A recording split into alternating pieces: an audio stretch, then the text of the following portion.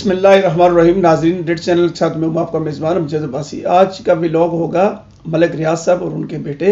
वो शख्स जिसे रिहायशी मंसूबों में जिद्दत लाने पर नेशनल सिविल अवार्ड मिलने चाहिए थे, उसके असासे मंजूमत कर दिए गए। ऐसा किया जाएगा तो मैं समझता हूँ कि पाकिस्तान में फिर कोई भी सलाहियत रखने वाला जहन पाकिस्तान में काम नहीं करेगा।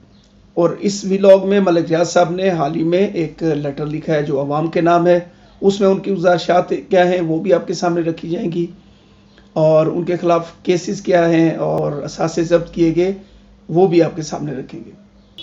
तो नाजरीन, सबसे पहले चलते हैं उस खत की तरफ जो मलिक रियाज साहब ने मुलाजमीन, मकीनों, बिजनेस ने कौम की तरफ जो खत लिखा है उसकी तरफ चलते हैं। उसमें वो कहते हैं, बिस्मिल्लाहिर्रहमानिर्रहीम। मेरे अजीज़ हमवतनों, अस्सलामु अलैकुम। मैं आज मजबूर होकर बैरिया टाउन के तमाम मुलाजमीन, मकीनों, बिजनेसमैनों और दीगर तमाम शरकतदारों के साथ साथ पाकिस्तानी अवाम से मुखातिब हूँ और अपना मौक़िफ़ और मुकदमा भी आपके सामने रखना चाहता हूँ। अरबाब इख्तियार को भी बताना चाहता हूँ कि गुज़श्ता दिनों मुझ पर एक सियासतदान के खिलाफ वादा माफ गवाह बनने के लिए हद से ज़्यादा दबाव डाला गया ताकि मैं भी ऐसा करके बाकी सब लोगों की तरह क्लियर हो जाऊँ। इसके अलावा मुझ पर कुछ और मामला जिनका ताल्लुक असास नौइयत से है के सिलसिले में भी दबाव डाला जा रहा है, लेकिन मेरा अल्लाह मेरा गवाह है कि मैंने हमेशा सिर्फ पाकिस्तान की खिदमत की है और मैंने अपने ज़मीर की आवाज़ को सुनते हुए ये फ़ैसला किया कि मैं सियासतबाजी में किसी का भी फरीक नहीं बनना चाहता हूँ। मैं ज़ाती तौर पर भी ये समझता हूँ कि मुझे किसी भी किस्म की सियासी कार्रवाई में मुलव्वस नहीं होना चाहिए। जो कुछ बैरिया टाउन मेरे और मेरे ख़ानदान के साथ इस वक्त हो रहा है, इस पर इंतहाई रंजीदा हूँ, क्योंकि ये सिर्फ मुझ पर असर अंदाज नहीं होगा बल्कि इसका असर इन हज़ारों मुलाजमीन और कारोबारी अफराद पर भी पड़ेगा जो इस शोबे से मुंसलिक हैं। मुलाजमीन की तनख्वाहें रोक दी गई हैं, जिससे इन मुलाजमीन से मुंसलिक लाखों ख़ानदान की मुश्किलात भी बढ़ गई हैं। आप सब जानते हैं कि मैंने सख्त मेहनत से पाकिस्तान में जदीद रिहायशी मनसूबों को मुतारिफ़ करवाया और दुनिया भर में रियल स्टेट के बिज़नेस में बैरिया टाउन का एक मुनफरिद मकाम है। मैं अरबाब इख्तियार को ये भी बताना चाहता हूँ कि मुझे या बैरिया टाउन को आप जिस तरीके से डुबाना और जब्त करना चाहते हैं तो फिर शायद ही पाकिस्तान में कोई बिज़नेस करने आए। मैं ये भी वाज़े कर देना चाहता हूँ कि हर दौर में मुख्तलिफ हीले बहानों से मुझे ब्लैकमेल किया गया। मैं ये अच्छी तरह जानता हूँ कि पाकिस्तान में कारोबार करना कितना मुश्किल है। अब मैं आवाम के सामने 190 मिलियन पाउंड और अलकादर ट्रस्ट केस की भी हकीकत रखना चाहता हूँ ताकि रिकॉर्ड दुरुस्त हो। मुझे जब 190 मिलियन पाउंड वापस मिले तो वो इस बात का सबूत था कि बरतानवी एजेंसी NCA ने मुझे हर किस्म के इल्ज़ाम से क्लियर कर दिया और मुझ पर किसी किस्म का कोई मुजरमाना फेल का इल्ज़ाम भी आयद ना किया गया। तो ये 190 मिलियन पाउंड सुप्रीम कोर्ट को देने के लिए खुद कहा ताकि मैं इस ज़मीन की अदायगी कर सकूँ। ना मैं हीरोइन स्मगलर हूँ, ना पैसे किसी गलत कारोबार से कमाए, और यही वजह थी कि तमाम तहकीकात मुकम्मल करने के बाद बरतानवी क्राइम एजेंसी ने मुझे तमाम इल्ज़ामात से क्लियर किया। अब मुझे और मेरी फैमिली को तंग किया जा रहा है। पूरे मुल्क में बैरिया टाउन के हाउसिंग मंसूबे बंद कर दिए गए हैं सिर्फ इस वजह से कि मैं वादा माफ गवाह क्यों नहीं बना। मैं उम्र के जिस हिस्से में हूँ, अल्लाह को हाजिर नाजर रख कर कहता हूँ कि अगर इस तरीके से पाकिस्तान में बिजनेसमैनों के साथ सलूक रवा रखा गया तो फिर मुल्क में सरमायाकारी कोई भी नहीं लाएगा। आप सब जानते हैं कि मैंने पाकिस्तान की तामीर और तरक्की में भी गैर मामूली किरदार अदा किया।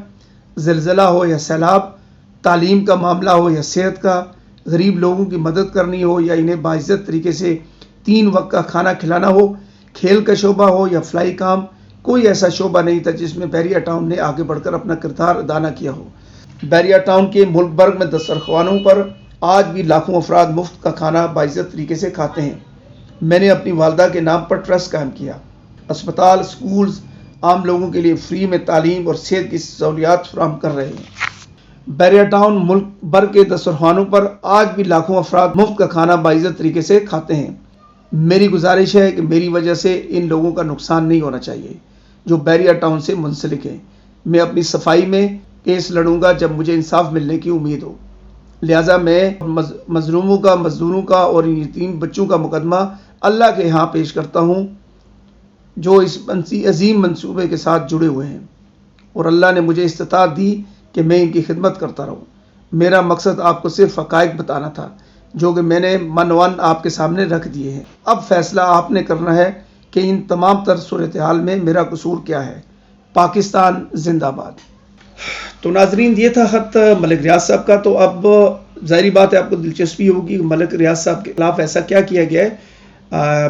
Electronic media, print media, social media پہ خبریں آتی رہتی ہیں، لیکن اس ویلاگ کا حصہ بناتے ہوئے میں یہ کچھ اخباری خبریں، ایک اخباری خبر آپ کے سامنے، اس سے آپ کو ملک ریاض صاحب کے خلاف کی گئی کارروائی کے بارے میں پتہ چل جائے گا.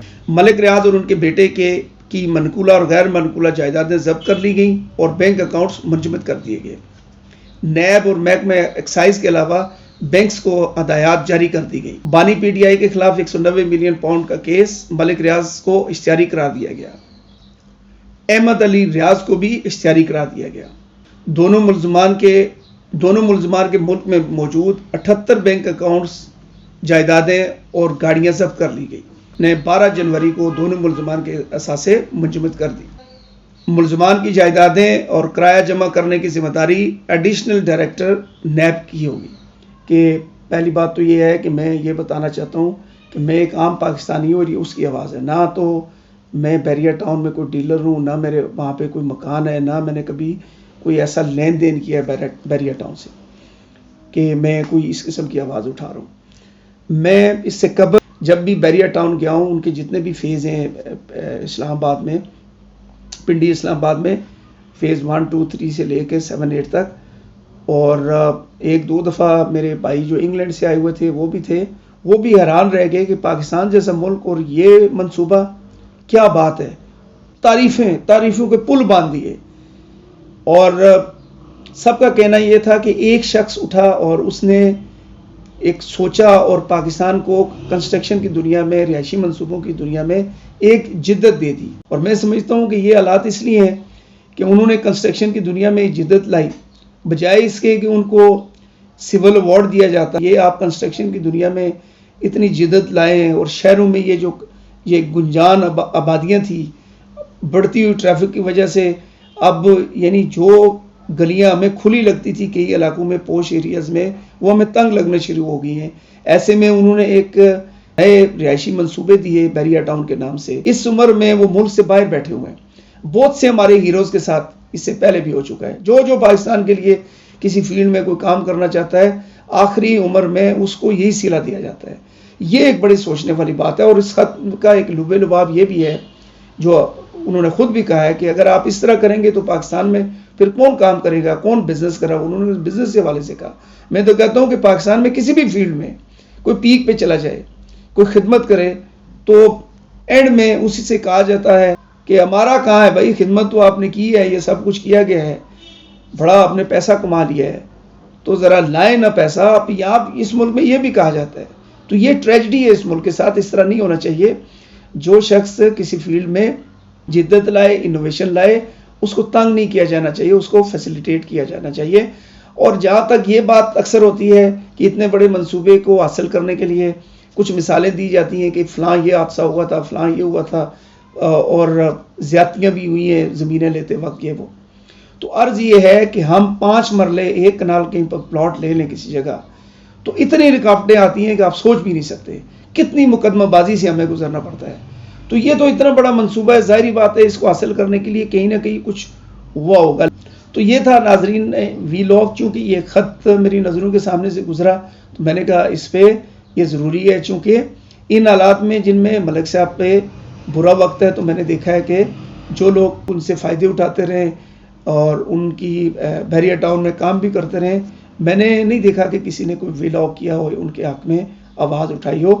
تو یہ ناظرین اب فیصلہ کرنا آپ پہ ہے. ریاض صاحب کے ساتھ یہ جو سلوک ہے ان کے خط کے مطابق جو کیا جا رہا ہے وہ صحیح ہے یا غلط ہے. اس دعا کے ساتھ کہ اللہ تعالیٰ آپ کو ہر قسم کے جسمانی اور مالی محتاجی سے بچائے. اجازت چاہتا ہوں. اللہ حافظ.